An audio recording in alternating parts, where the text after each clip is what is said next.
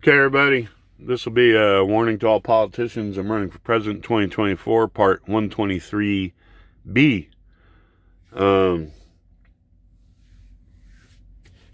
so getting back to the news media and everything, of not being fair and how much they dictate the perceptions of people, and the education system in Hollywood and all that goes hand in hand with all that, and how much of that uh, influences people, for their whole lives, their whole ideologies. You could even, in taking out a parent's hand, not that necessarily parents, the way parents think is always right, because there's a lot of parents, no matter what color they are, indoctrinate their kids with certain beliefs and stuff. Some of them are harmful, and I mean, been an awful lot of whether it's the inner city or a farm in Iowa where the kid takes off, joins the military, goes and sees the world, and the way they view things after that, or they just, even if it's not the military, they strike out on their own and find that life and people around the world, that their parents' perceptions of everything, who never went anywhere or met anybody different or anything like that, were totally wrong. And you can look at that. Excuse me, I'm still smoking, unfortunately. I know I need to give it up. I gave it up when I was home moving for a week, going up and downstairs, but and that, my new apartment, I don't want to smoke in, but the complex you can't smoke in, but the smell of weed coming up into the bathroom from the apartment below, they don't seem to too much mind that. And walking through the complex, you can smell it, so they can't tell me they're not aware. And people, well, it's legal now and all this shit. Doesn't mean I want to smell it. I can't smoke my cigarettes anywhere I want to. If it's going to offend or affect somebody else, secondhand smoke, all that. So, and that's a whole nother ball of wax they're going to have to deal with. It might be legal for you, but it's not legal for me. They got these drug tests now. I don't, hair follicle stuff. I don't know if I can smell dope and I'm not actually anywhere near is any of that getting in my system somehow? Is that going to affect me someday? I'm called for a drug test. I got to look into that, because if that's the case, I'm going to have to be adamant with my landlord. Hey, you do something about this shit, because I'm not going to lose my career because some pothead that lives downstairs from me. But anyhow, didn't mean to go off on that, but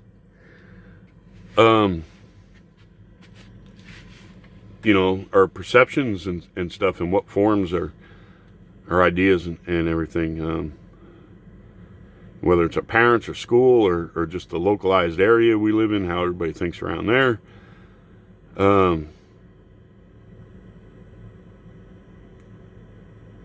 can be a hindrance to critical thought. And that's these news programs, and are more or less telling you, look, this is the way it is, and you're not being presented any other data. It's all one-sided. They decide who gets on the air and stuff. I can go back to after 9/11. You look at all the hatred towards the Islamic religion, and look at programs, like you'd turn on Sean Hannity, and he'd have a Muslim there, woman or man, didn't matter, grilling them over, well, why ain't we seeing more people denounce terrorism and all this? And they were, left and right. There could have been 1,000 clerics and imams lined up outside the studios of Fox wanting to get on and say, we denounce this, we denounce these people and all this. They can't get on the air unless somebody puts them on the air.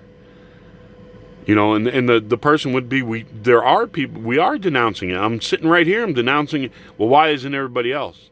He would say. And it's like, they could be lined up outside your door and you know it. You know, and that's another thing I always wondered about. You'll see some incident, some story. You know, somebody, you know, somebody needed some kind of medical treatment and they couldn't get it because they didn't have this type of insurance or whatever, and like this. Who goes and finds these people to get them, you know, and makes that a national news story? Who writes the agenda? You know, you got to look at life.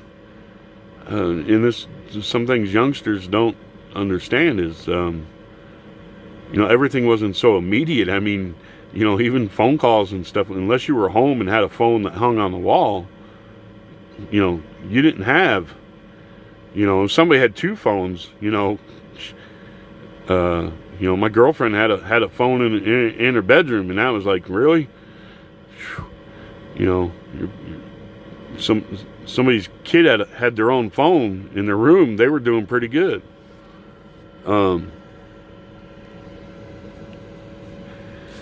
So, looking at perception in this, and you know, you're not given information, and there's no critical. You're losing your freedom. It's, you know, we have a right to a free press and an independent press. Well, it's not free anymore.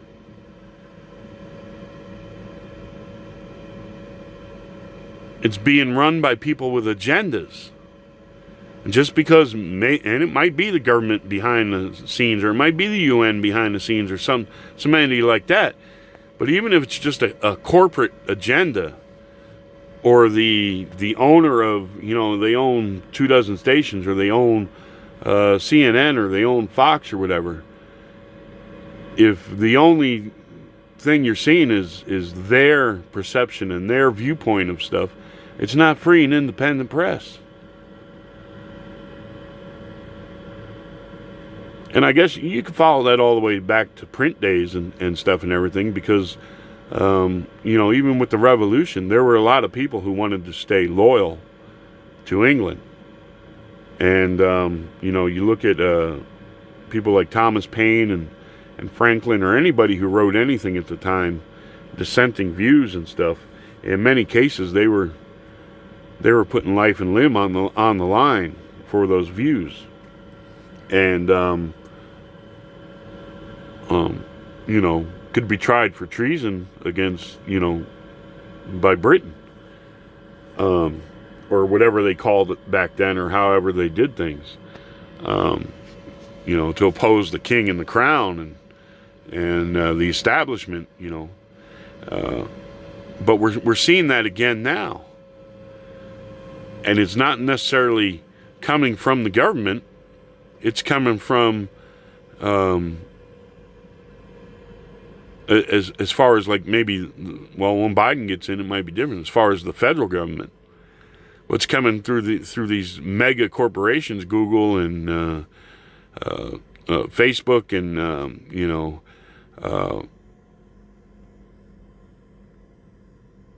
CNN, and all these, you know, groups, and then all these subgroups that'll put pressure on, you know, you have people being doxxed, and they're going to put pressure on people's employers, try and get them fired, this and that and everything.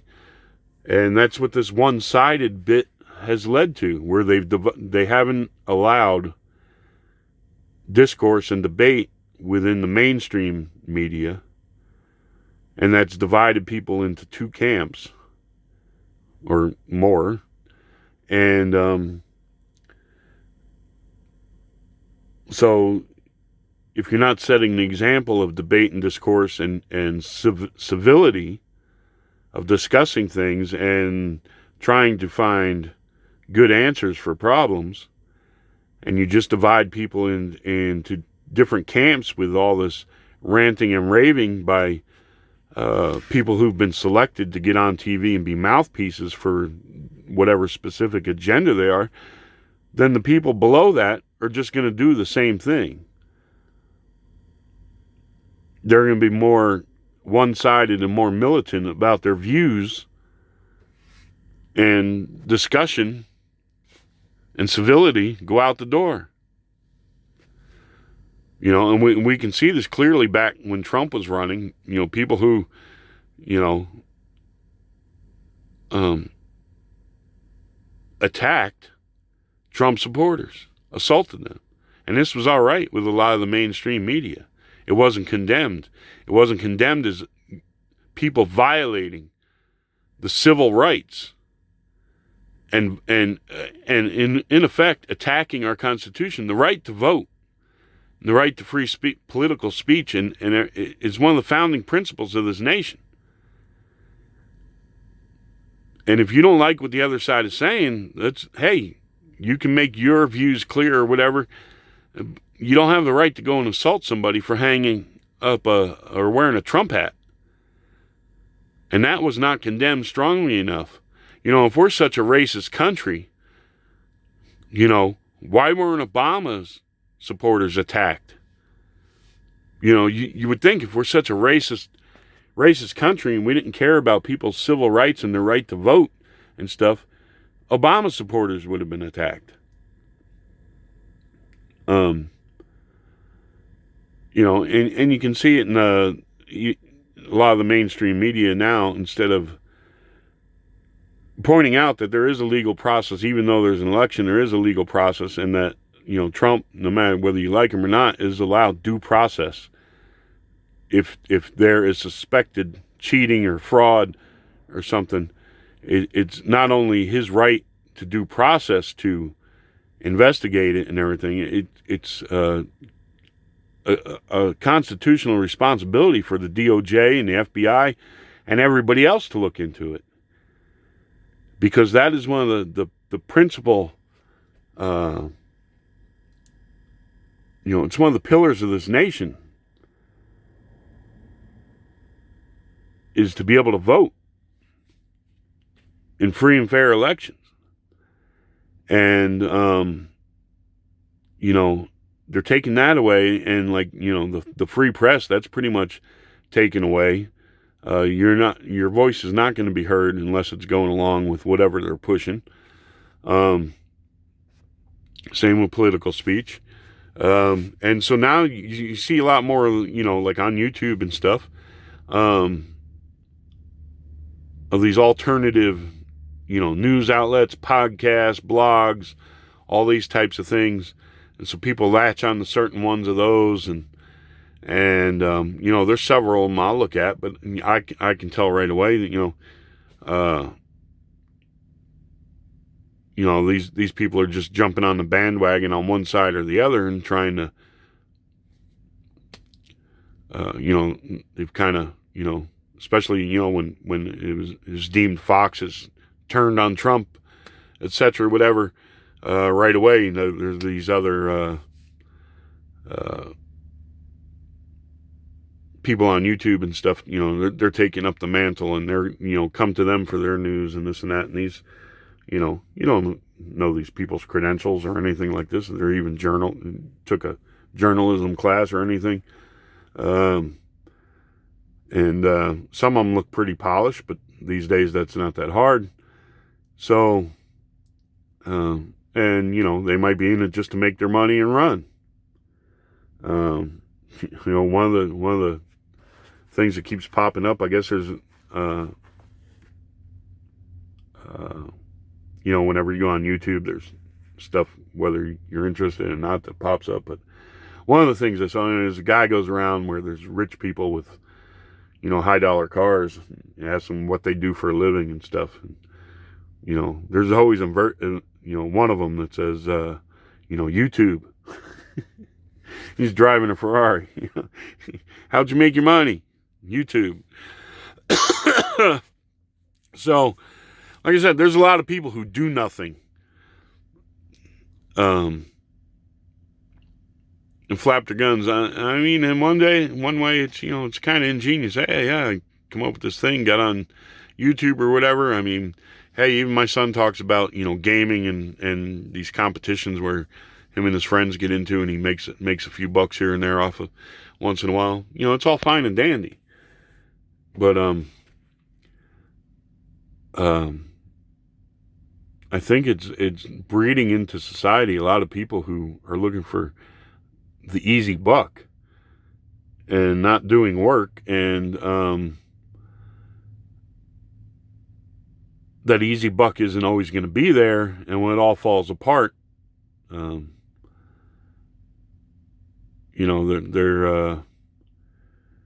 either going to squawk they want government money or something. It's just, I don't,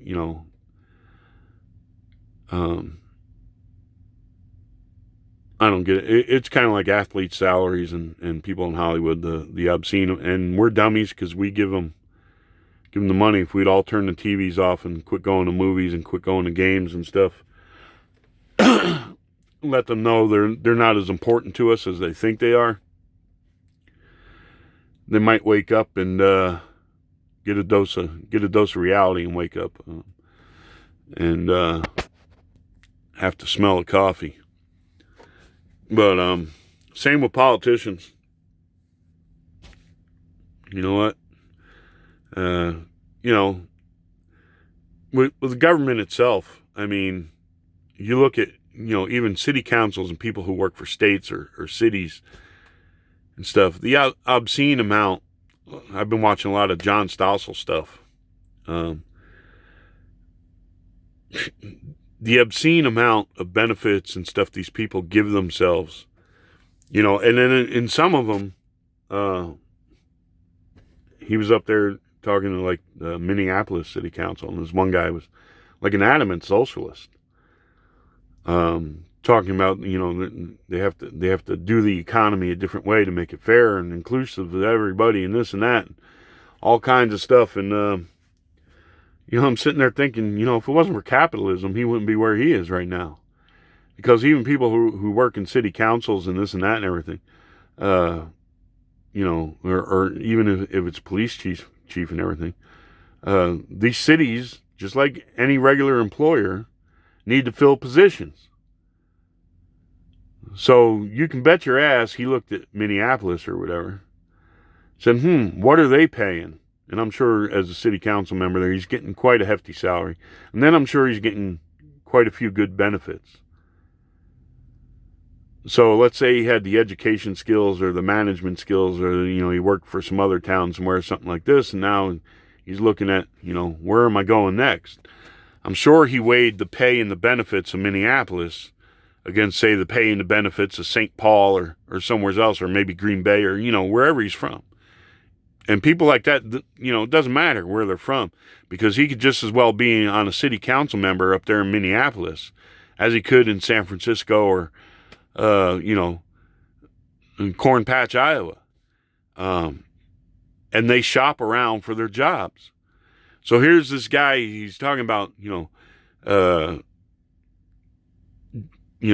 to be more socialistic and all this and everything and like this. And I'm sure he had investment accounts too. When you start making that kind of, I'm sure you're investing in real estate or something, and it's like, wait a minute, you're practicing capitalism yourself,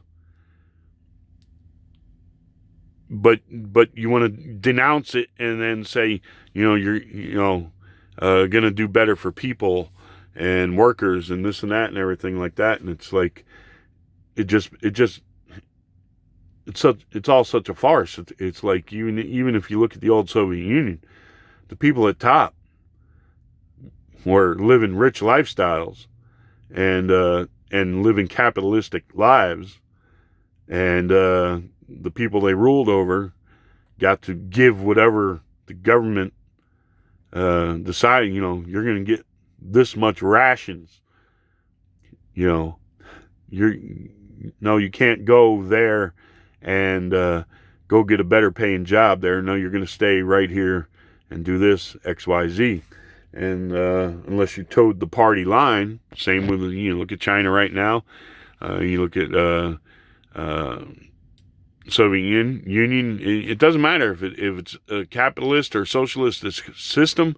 The people at the top are going to engage in things that increase their wealth, and if you're lucky, hopefully enough, you live in a society where they're not taxing the hell out of you in a capitalist society and forcing you into all kinds of credit debt and things like that, where you can take and have more control over your own life and be in the free market, and or at least have a good career working for a company, etc., and providing for your family. Or you're going to be in one of these socialist ones where you're denied all that, but the people at the top still do. So,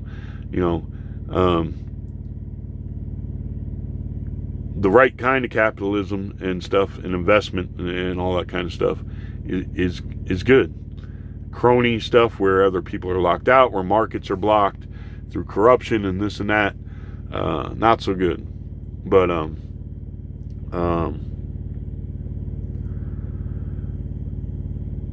right now,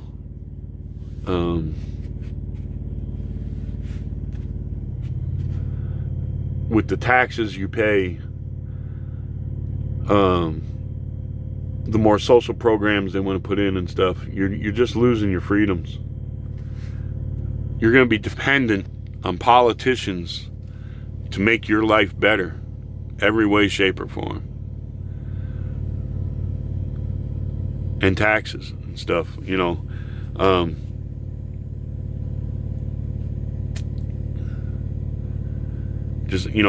can look at, back when I was 18 or 19, looking for a job, looking for some kind of path to what I was going to do with my life. And, I can relate to a lot of youth, who live in the cities and stuff, and there just ain't a job. There aren't any jobs. Especially with this COVID stuff, the jobs are coming back, but when there's no jobs, and they want to force people into welfare roles and all this kind of stuff, you end up feeling like there's no hope. Well, what's the point? Might as well go get an EBT card and smoke dope all day.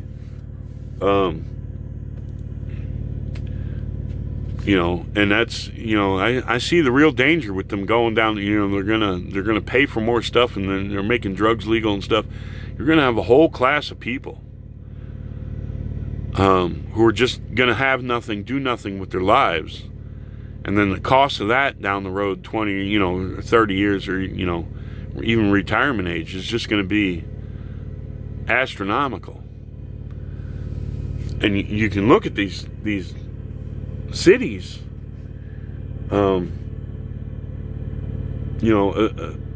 especially the way they control them politically. I mean, you can look, if Trump has lost the election, it's been in these cities. Or if you look out west here, Arizona, Nevada, there's no doubt the Latino and the illegals out here and stuff had a lot to do with that. I will guarantee you, they recruit them left and right to, and even buy their votes and stuff, I'm sure went on. Just like they caught people in Chicago and all that, people going around harvesting ballots.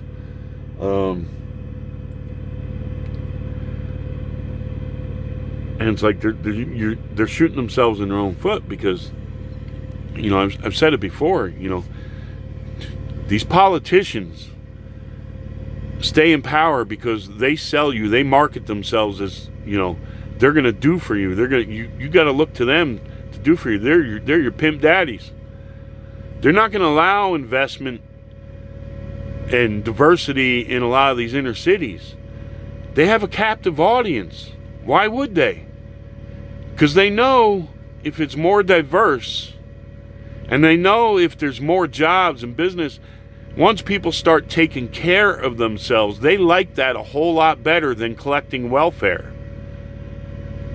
And they might move out of those crime-infested, drug-infested areas. I've known plenty of African Americans who left LA and Compton and all that gang shit, got their children out of there,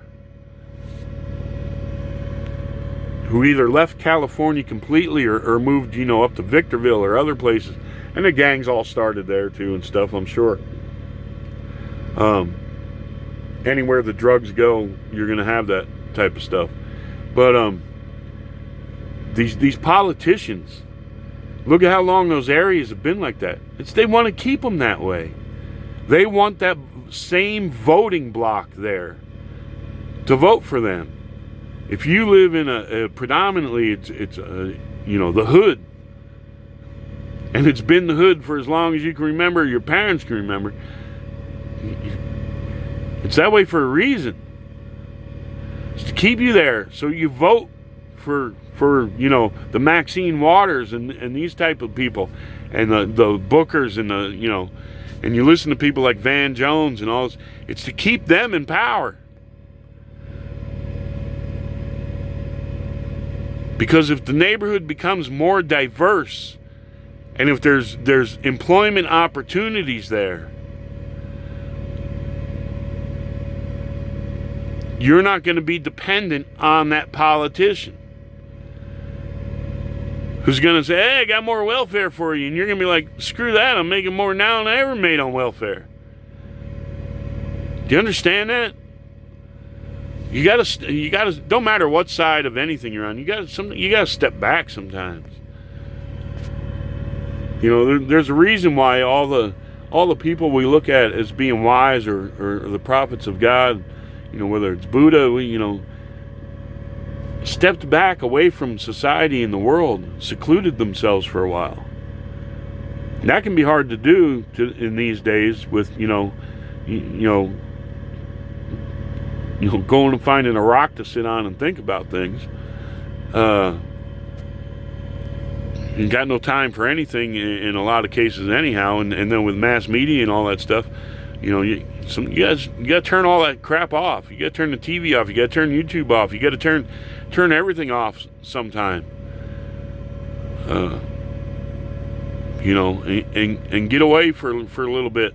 Go stand up on a hill sometime and look down at the city you live in, if it's possible. And look at history and how long things have been going, life's been going on. People come, they flourish, they die. Another generation, they flourish, they die. The same systems are in place for decades or hundreds of years. The same ideologies and sooner or later you got to ask yourself, are any of us the way we're supposed to be? Are the whether it's you're going the socialist point of view or the capitalist point of view, is there something we're missing? Are we all too locked in on these ideologies and the way things are done that have been done for so long that we're missing something? They have us gravitate to this or gravitate to that, or is there something out there that maybe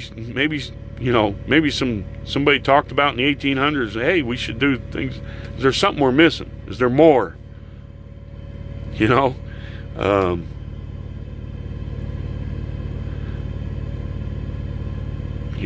What's life about? Sometimes you got to separate yourself for that.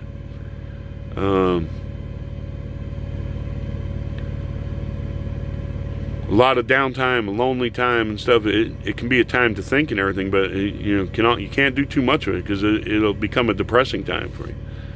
Lots of people fall into depression and never leave their houses anymore. They can't see a point to anything. That happens a lot in cities and stuff. With the crime and stuff. Anyway, all of a sudden you're fearful to go out and do this or do anything, and it's not healthy. This lockdown has not been healthy. Get outside, get some sunshine, get some fresh air.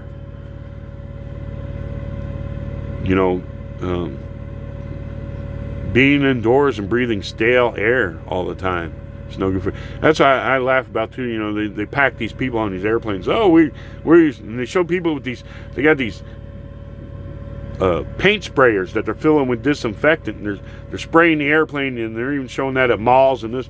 And these people douching everything down with. It's like, you know, I mean, this guy was, you know, spraying the shit out of these railings or whatever, the escalator, and it's like, you know, dude, it doesn't take that much, you know.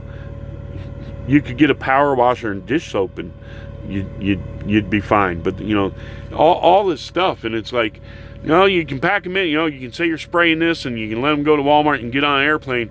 But you're going to shut down that restaurant. You're going to shut down it, and you're going to let football players play. You're going to let NBA play. People who don't need the money, you're going to let keep going. But people who are working every day, hanging by a thread, worrying about feeding their kids, dealing with all the stress. There's suicides on the rise, child abuse on the rise. You politicians don't give a damn about that shit, do you? That's not in your world. That's not in your realm. You know, you're going to go like Gruesome Newsom. You're going to go to your parties. All the real life shit doesn't matter to you. It's what you can get in the cameras and pander for your agendas and shit that matters to you. Anyhow, I know I went off on a lot of stuff there, so I hope I made some points and maybe made some people open their minds, step back and take a look, reassess a lot of things, and ask themselves what the hell's going on in America with the media and stuff, and politics, and their own perceptions of things. So, wish you all the best out there. God bless. Have a good Thanksgiving, and we'll see you on the next one. Adios.